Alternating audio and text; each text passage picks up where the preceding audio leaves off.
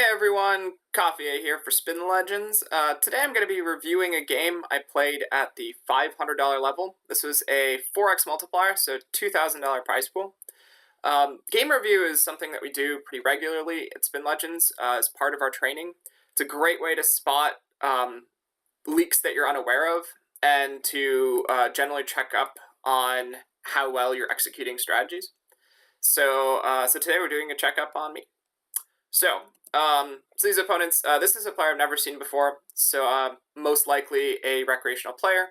And then this is a player who I've seen a limited amount of time, had some reads of aggression, and was unsure going into the match whether this was an aggressive fun player or an aggressive regular. I was kind of leaning towards it being a fun player, but as the match went on, as I started thinking a little bit more about our previous history, I am pretty convinced this is a regular.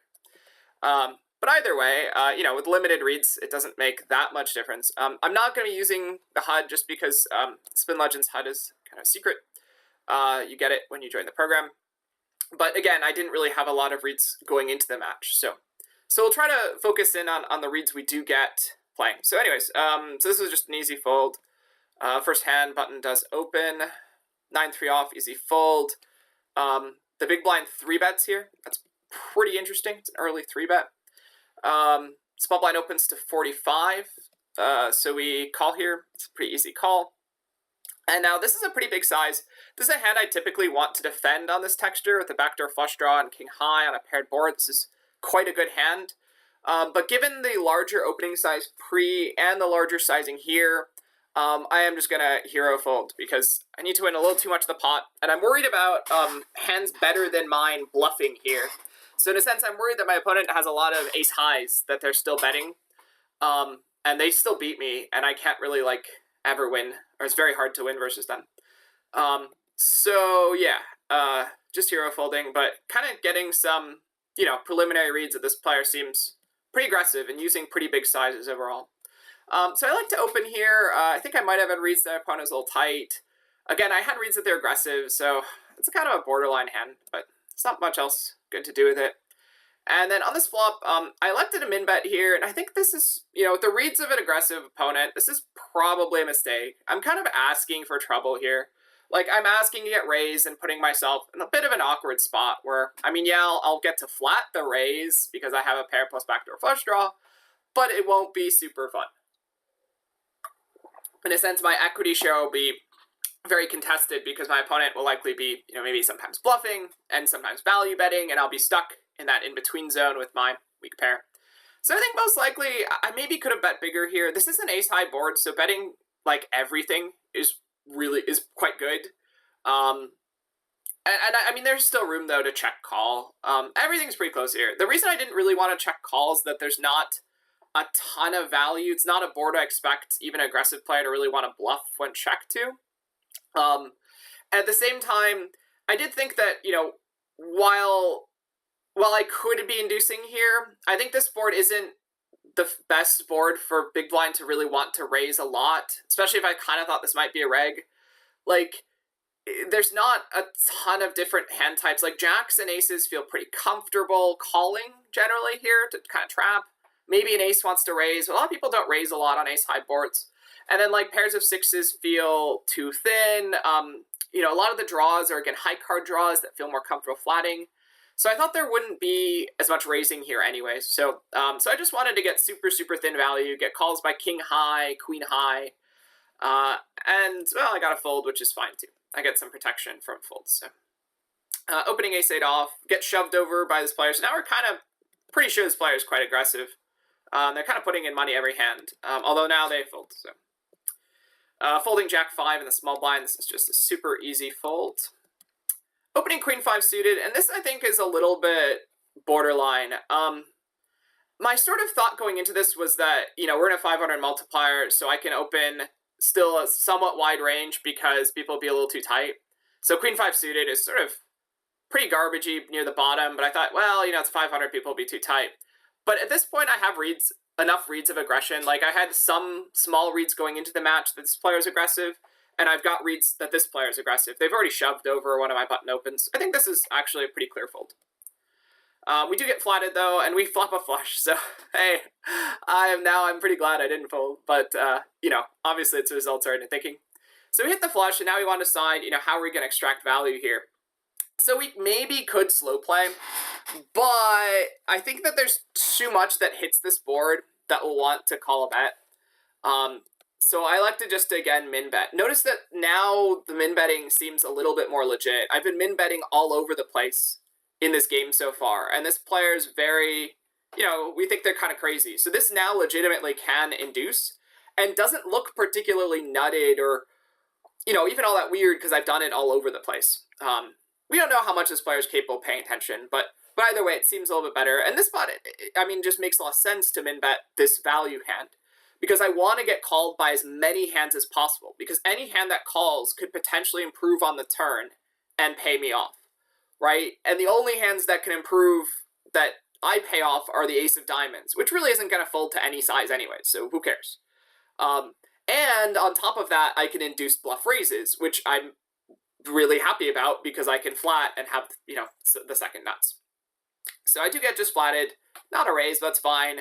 The 10 of diamonds comes, and now it's much harder to value bet. Now the problem is that like 9s and 6s are likely folding here, no matter what I do. And on the other hand, flushes will continue, but they'll also continue on the river. And I think they'll probably lead the river with the kind of aggression that villain has. So I elected here to check back, thinking that, well, the bets I get in versus flushes, I'm going to get in because they'll lead the river, and I can probably raise. And then on top of that, I can maybe still get bluffed, right? Villain's been pretty aggressive. This actually is a villain that we think can very plausibly be bluffing. So I let that happen by checking back. So I get some value from bluffs. And then lastly, there's some room for villain to improve on the river and be able to pay me off as a result of that, specifically to a straight, 2-pair, or trips. And that would also allow me to get in, you know, maybe one more street of value that otherwise, you know, I won't get because they'll fold the turn here.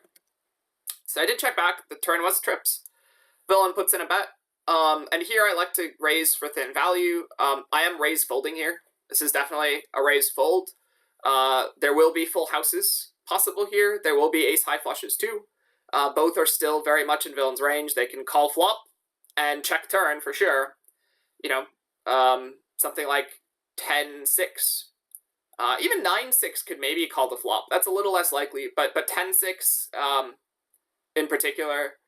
And again, ace high flushes make a lot of sense. So if I do re-raise here, I don't think a lot of lower flushes will want to be shoving over this. So I was intending to raise fold here. And this is, again, kind of thin, but there's still enough worse flushes that I get value from in straights. It's plausible I could have gone slightly larger, actually. I think I could have maybe raised to, like, maybe close to 130, but it is a high multiplier, so I'm still kind of worried about people being a little tight. I know this player's been aggressive, but we haven't seen him call anything loose. So we raise, they fold. Fine. We fold 3-4 off to a shove, super standard.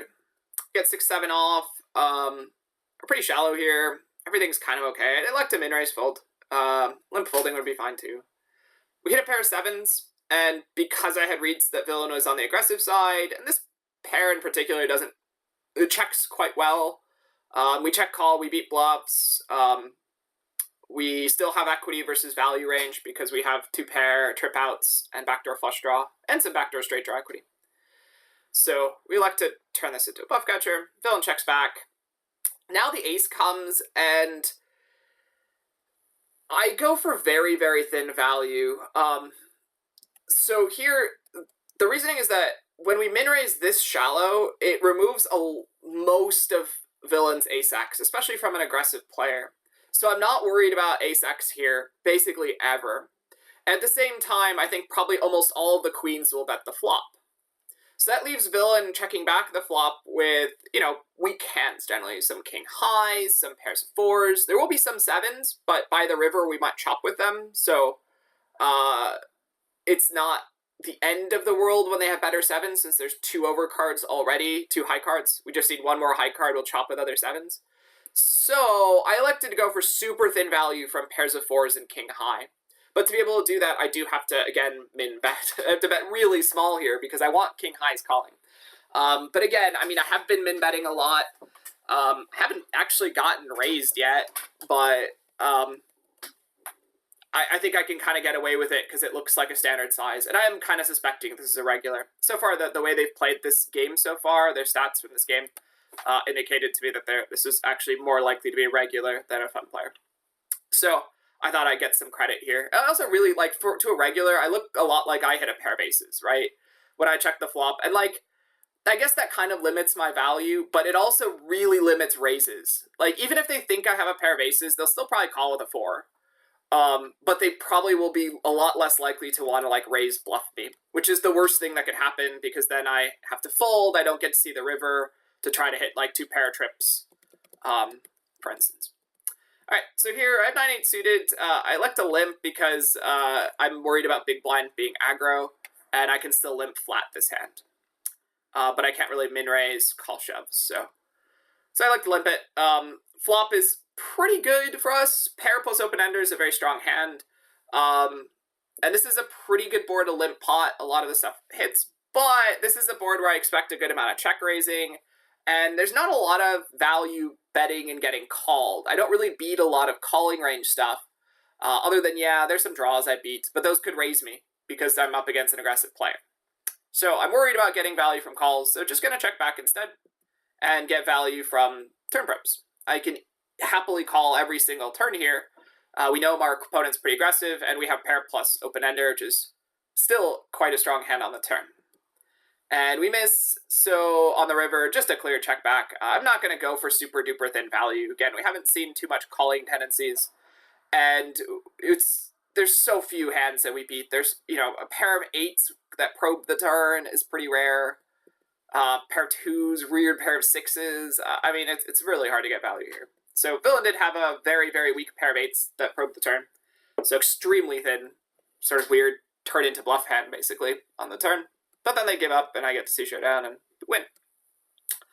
10-9 suited, easy flat here. We flop an open-ender, and this is a spot where I remember tanking for a little bit, thinking, do I bluff here or not? So I, in the end, decided to give up and check back here. And draws in position tend to be close between bluffing and not bluffing, as does air. The problem with bluffing draws a lot is that when you get raised, they sort of turn into sort of like a bluff catcher where you have to defend, but you're only going to be winning like maybe a third of the pot. And so you end up defending and the pot gets bigger, but you don't want it to get bigger because you're not winning like more than half of it. And so it generally is better to try, often to try to get sort of the free cards and, not build a pot if your opponent's raising. If you don't get raised, then betting's awesome here because you just get to win a free share of the pot by folding them out. And if you get called, well, you still win a lot of the pot. But it's getting raised that really is a big deal. And again, this opponent's been pretty aggro, and I think fun players tend to slow play a good amount in some of these spots. This board looks like a good one to check raise a pair of 8s or an overpair. So I like to just check back. Again, villain's also been aggro, so I think I have more implied odds too. If I hit my straight on the turn or river, the aggression ends up meaning that I can still get paid by their bluffs, for instance. So we check back, villain leads the turn, and here this is a pretty clear call. It's a small bet. I have an open-ender. I mean, I'm almost just getting direct pot odds, but being in position, it's way better than pot odds because I get to value bet when I get there, and I still will have bluff opportunities when I miss. This is a no-brainer call. I think raising here is pretty damn spewy. Our opponent's been aggressive. The board's not great. Like, once we raise, our equity when called is actually pretty bad. And if they shove over with like 2 pair or single pair, we still have to fold equity share. So this seems like a particularly bad raise spot where we just have a super clear call, super profitable. The river's a heart, which is actually probably pretty good for us. Our opponent checks, and we have another no-brainer bluff spot. If you're not bluffing in this spot, you're just passing up on like 20% the pot. Very common mistake I see a lot of the time, but we just call the flop bet called the turn bet. We checked back flop, called turn bet, and then villain checked to us on river. In this spot, we don't even have that much air because we had to call the turn. So, like, what do we call turn with that is air here? And it's almost nothing. So, so it's a spot where we just really need to bluff, like, all our air. And it just ends up being very profitable. People overfold. Population overfolds here. It just is a spot where you need to be bluffing. So anyways, so we bluff. I bet it's kind of smaller size because I just need, like, non-flushes to fold here. I'm trying to credibly rep a flush. I've seen villain fold. You know, remember, we raised smallish and villain did fold. So we know villain's capable of making folds here. So pretty clear bluff. Get the fold. Feels good. Ace-3 off. Gotta just open shove here. This shallow. Just sort of value that shallow. Chop. Fold jack-deuce. Fold 6-9 suited. This is kind of close, but it is an open shove at this stack depth. We are just too shallow with, what are we? We're 7 and a bit big blinds. Right? Or no, 8 and a bit.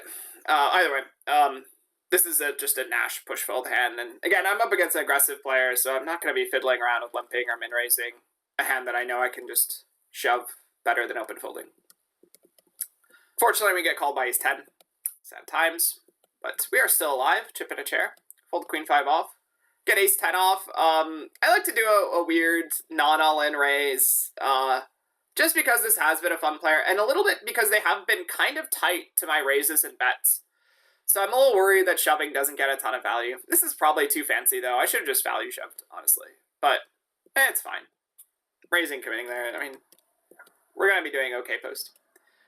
We open fold 8-5 off. It's a pretty weak hand. That shallow, not shallow, but in the out of position and especially versus an aggressive player. Folding, checking back queen-5, hitting top pair, checking to check call. We hit the turn. The small blind leads the turn, so we make a call here. Pretty clear. Button also calls. River's a 9. Small blind checks.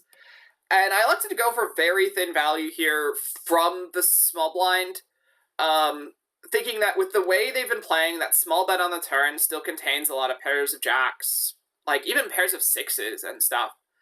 But I don't know, in retrospect, given that it was a 3-handed bet, and also given the fact that they've been so tight in general to my bets anyways, at least so far. I mean, we don't know what they've been folding. Maybe it's all been air, but so far we've been getting a lot of folds.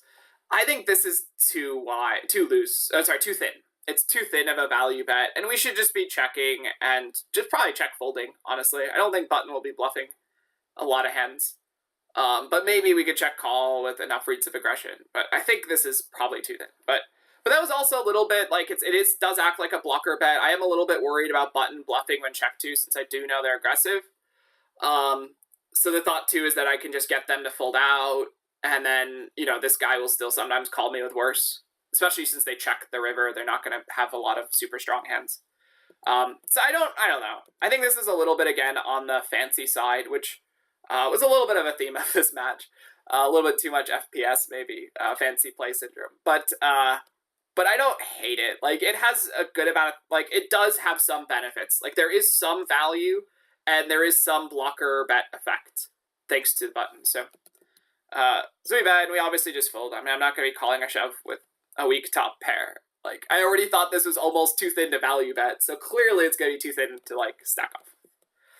Alright, open shoving, ace-queen suited for value. This shallow, there's nothing else we can do out of position. It's just the best way to get value is just shoving, getting our stack in. We get called by 10-6, which is kind of a light call. I think it's Nash, I don't remember. I don't have the pop-up. I think it's a Nash call, but it's definitely, probably. But it's shallow.